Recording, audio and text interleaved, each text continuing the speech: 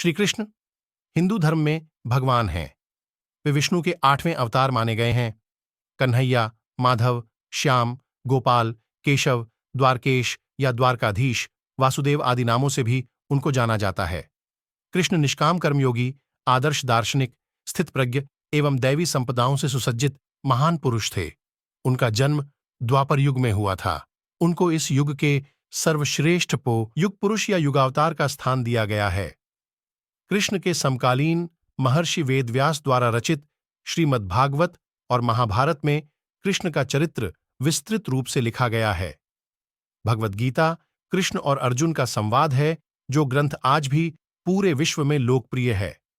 इस उपदेश के लिए कृष्ण को जगतगुरु का सम्मान भी दिया जाता है। कृष्ण वसुदेव और देवकी की 8वीं संतान थे। देवकी कंस की बहन थी। कंस एक अत्याचारी राजा था। उसने आकाशवाणी सुनी थी कि देवकी के 8वें पुत्र द्वारा वह मारा जाएगा। इससे बचने के लिए कंस ने देवकी और वसुदेव को मथुरा के कारागार में डाल दिया। मथुरा के कारागार में ही भादो मास कृष्ण पक्ष की अष्टमी को उनका जन्म हुआ। कंस के डर से वसुदेव ने नवजात बालक को रात में ही यमुना पार गोकुल में यशोदा के यहां पहुंचा दिया। गोकुल में उनका लालन पालन हुआ था। यशोदा और नंद उनके पालक माता पिता थे। बाल्यावस्था में ही उन्होंने बड़े बड़े कार्य किए जो किसी सामान्य मनुष्य के लिए संभव नहीं थे।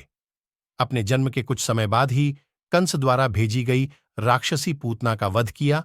उसके बाद शकटासुर, तृणावर्त आदि राक्षस का वध किया। बाद में गोकुल छोड़कर नंदगांव आ गए। वहां पर भी उन्होंने कई लीलाएं की, जिसमें गोचारण लीला, गोवर्धन लीला, रास लीला आदि मुंह का वध किया।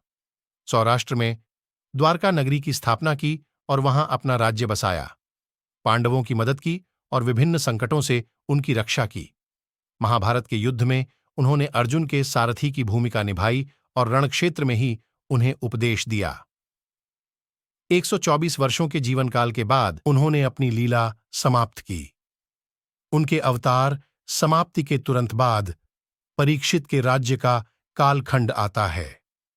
राजा परीक्षित, जो अभिमन्यु और उत्तरा के पुत्र तथा अर्जुन के पौत्र थे, के समय से ही कलियुग का आरंभ माना जाता है।